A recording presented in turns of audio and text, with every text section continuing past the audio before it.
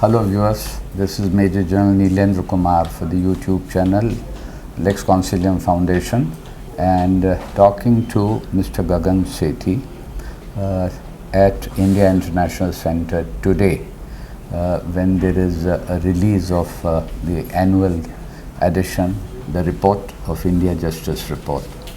Now Gagan has been, he is the pivot, he has formulated Center for Social Justice, and at any time he has more than 100 lawyers who on an average work for about 300 cases.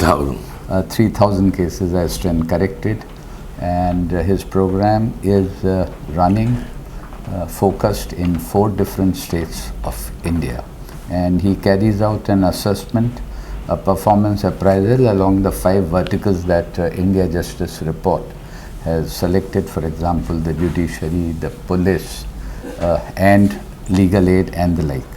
So my first question to you is that, having been associated with the India Justice Report in the past, for their past editions, how would you tell the viewers that your report has impacted or come up with a sensible analysis of the official data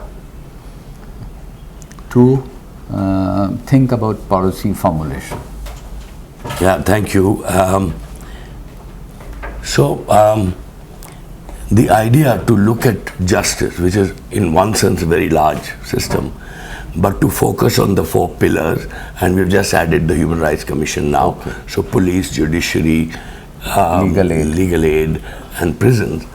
I think these together formulate what's really the perception of what's happening to justice in the country. The idea was to use government data, and through the indicators that we designed, and compare states amongst themselves and by themselves to show what's working and what's not working by ranking them first within this thing of 10, and you will see that most of them don't go beyond 5, 6 on each count, which means on a scale of 9. On a scale of 10, which means there's enough to be done in each of the pillars. And then among states, which state is doing better, which is not doing better, and you'll have a look at that when they present to you this year's data. The idea being that the indicators become the key to what is performance. So it could be people, it could be infrastructure, it could be diversity in people, it could be indicators like backlogs, it could be, for example, number of under trials. These form the malaise of a system, and then when you collect the data and put it out there, you send a signal to policy planners as to where should public investment go, both in quantity and in quality. For example, infrastructure, whether in courtrooms and especially the lower judiciary, do they have enough infrastructure to carry out? In terms of people, how many vacancies are there? Okay, now we would try to see the impact and the application of this data. One of the factors that you had, parameters that you had indicated was the infrastructure, and you were also looking at dependency or the backlog. Now, is there a direct correlation between infrastructure and this? So if infrastructure both means having full-time courts at the districts, having number of judges who should be running that, and if you start doing the back-end calculation to bring the pendency to nil, you would need another 50 years, 70 years with the given support that it gets. So therefore it says there's a crying need to improve number of people and the infrastructure. Computerization, how much is being used. There are other aspects Now, staying on this infrastructure and pendency, having regard to your focus on these two, do you think in last 4 years, after your report, has there any change taken place in any of the states? We see states improving. Yes. We have seen Bihar improving, we have seen Karnataka improving, we have seen Tamil Nadu improving on certain counts.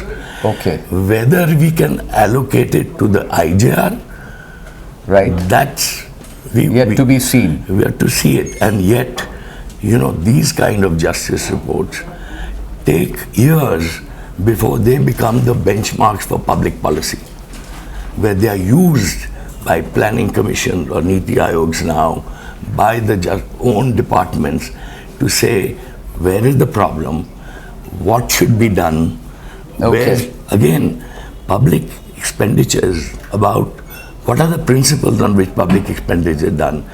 Does it take care of the place where it is needed the most?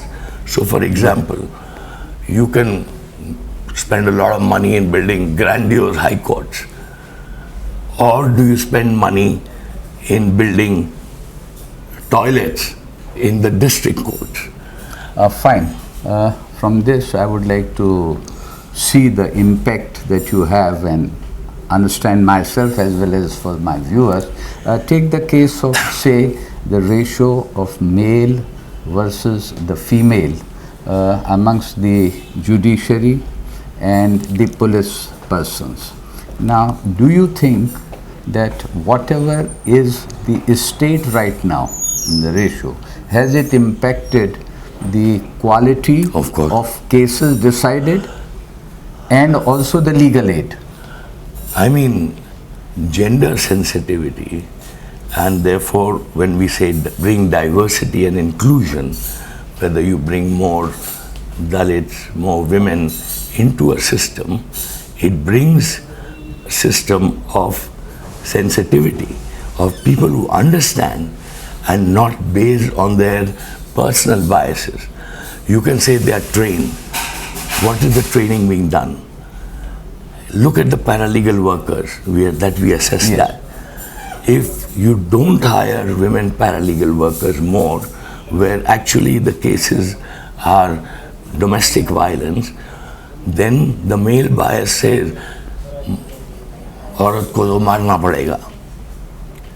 It's when you have women and well-trained women who can then deal with those women who suffer from domestic violence, from their losing their property rights, and then giving them the access to justice, to courts. Now, while we are at paralegals, which would you like to cite some examples, flag some examples where the system or the practice of paralegals has actually impacted in a positive manner the quality of justice? My paralegals, and we have at least 500 of them as volunteers, they are now also state in the NALSA, that is the National Legal Service Authority, a system of paralegal.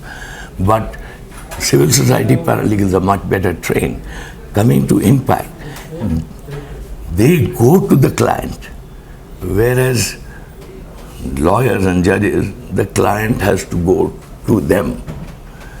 Therefore, those who can't access by going, say, 100 kilometers, paying its usury practices, you get much more of women coming and saying, I need justice, I need my maintenance.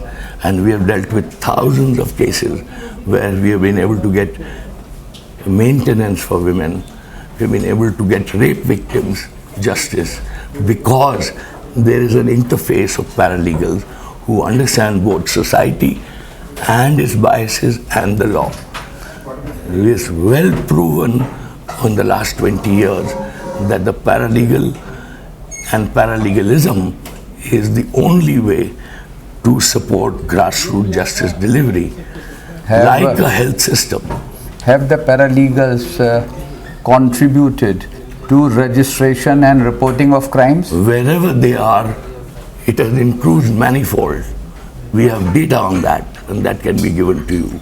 Which are the success stories? Would you like to indicate some? Where the registration and reporting of crimes has shown a positive... As I said, in domestic violence cases, they increase. In land ownership cases, where women their land is taken away when their husband died, to get them access to land. I can give you countless examples where paralegals actually make the difference to the vulnerable. Dalit atrocities. Reporting increases when we have Dalit paralegals, and it was a nationwide experiment where we trained hundreds of Dalit paralegals who then used the Atrocity Act to bring justice to them.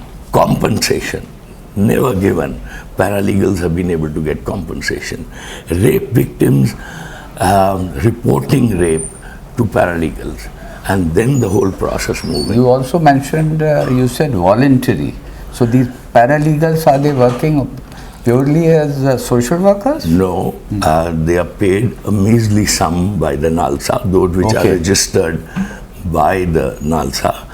But there are hundreds of organizations who have both types, paid paralegals as well as village volunteers who are trained in the And what sort of training are you giving them?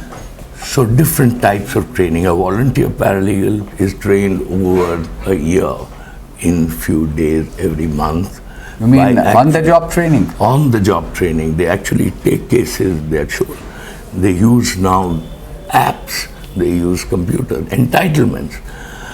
The kind of entitlements, registration under building and construction workers, thousands of them have been registered so that they can access insurance.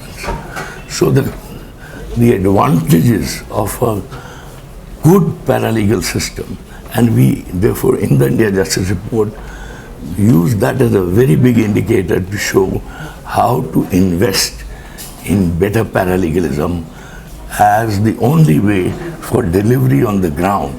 I mean, the high courts are important. You know, they are flooded because people are not satisfied with the law. But what would you say that the agency is concerned? I'm referring to the Bar Council of India, the University Grants Commission, or the AICT. There is no formal course or a program for paralegals as yet.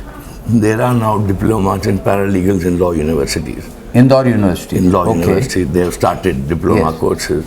But normally a paralegal is trained at the district level by NALSA in a 1-day, 2-day session, which is not good enough. And NALSA itself is not in the business of imparting training. It's not meant to. They hire, local lawyers. Are you satisfied with that? Not at all. I think there's so much to be done to improve the capacity. You've been a law professor and running a law institute. How much time does it take to train a good lawyer? 5 years. Now we don't even give 5 days to a paralegal. Yes. So I suppose and I wish that at some stage the Center for Social Justice would make significant contribution in that regard. And now, of course, the Gujarat riots are long over and the case of Bilkis Bano. But is there still some residual action that you are hoping that it would be taken? I think the matter is now closed with Justice Nagaratna's judgment, where she put them back to prison, ensured that compensation was given to her, and I think we should now celebrate that justice was done, though it was delayed. And that's history now. There's nothing pending. Yeah. But the idea of what is happening to minorities is a moot point, and therefore the need for diversity in the judiciary, even how many Muslims are there as judges, and who understand the sensibilities of what is happening in the country. Okay. Thank you very much. This conversation will continue. Thank you.